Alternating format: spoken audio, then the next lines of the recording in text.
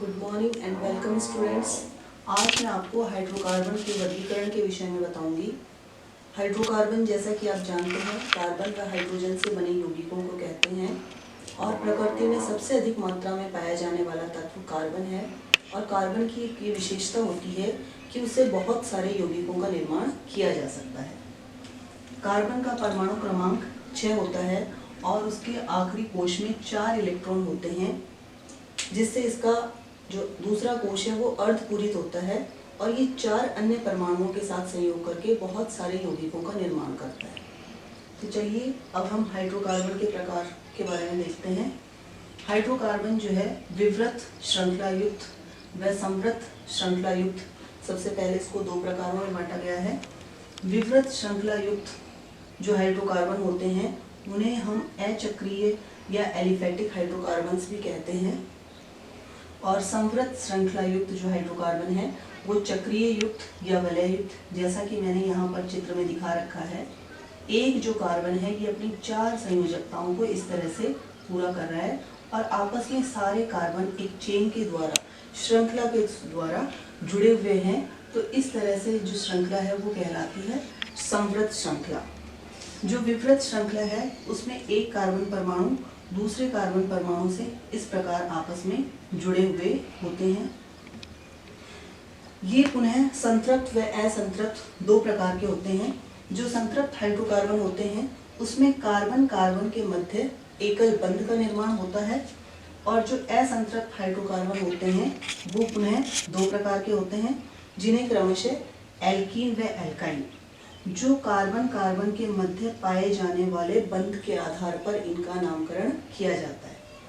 Alkene जो hydrocarbon होते हैं उनमें कार्बन कार्बन के मध्य द्विबंध पाया जाता है, और जो एल्काइन हाइड्रोकार्बन होते हैं उनमें कार्बन कार्बन के मध्य त्रिबंध पाया जाता है, यानी कि ये 3-3 इलेक्ट्रॉनों का साझा करते हैं और ये 2-2 इलेक्ट्रॉन का साझा करते हैं। जो असंतृप्त हाइड्रोकार्बन है क्रमशः इनके नाम जो हैं वो एथीन, प्रोपीन, ब्यूटीन इस तरह से चलते हैं। और जो संतृप्त हाइड्रोकार्बन जिनमें एक ही एकल बंध होता है, एक कार्बन वाला जो यौगिक है वो कहलाता है मेथेन, 2 कार्बन वाला यौगिक एथेन, 3 कार्बन प्रोपेन, फिर ब्यूटेन, पेंटेन, इस तरह से इनकी श्रृंखला चलती जाती है। तो संतृप्त हाइड्रोकार्बन में कार्बन कार्बन के मध्य एकल बंध पाया जाता है। वह असंतृप्त जो हाइड्रोकार्बन होते हैं क्रमशः एल्कीन और एल्काइन, एल्कीन में द्विबंध और एल्काइन में त्रिबंध पाए जाते हैं, यानी कार्बन कार्बन के मध्य त्रिबंध पाए जाते हैं। अब हम समवृत श्रृंखला या चक्रीय हाइड्रोकार्बन पे चलते हैं।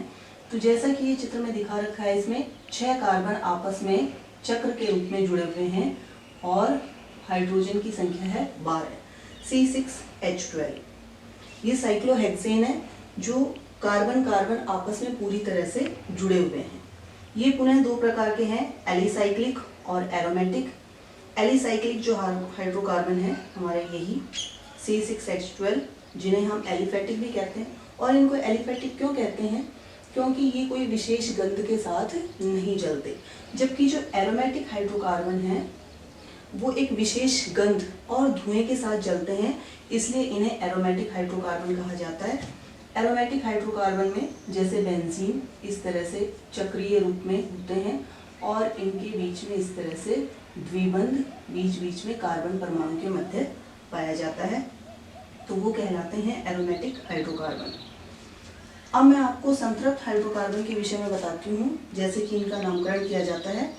एक कार्बन 4 अन्य हाइड्रोजन के साथ संयोग करके इसका अनुलग्न जो है मेथ, यानी कि एक कार्बन की अगर श्रृंखला है तो मेथ कहलाती है।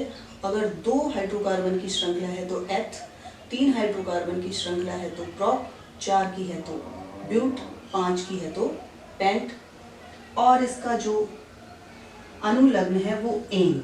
संतृप्त जो हाइड्रोकार्बन है उसका अनुलग्न एन, यानी ये एल्केन कहलाते हैं।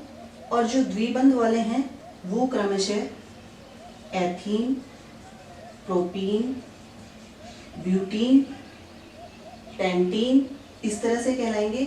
और जो कार्बन कार्बन के मध्य त्रिबंध होता है वो क्रमशः एसिटिलीन या ethyne, propyne, ethyne, propyne, butyne, इस तरह से इनका नामकरण किया जाता है।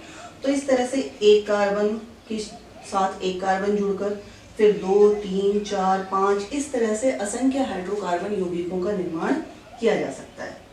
तो ये था हाइड्रोकार्बन का वर्गीकरण।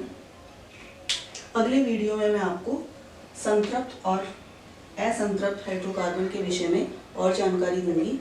आज के लिए इतना ही। धन्यवाद।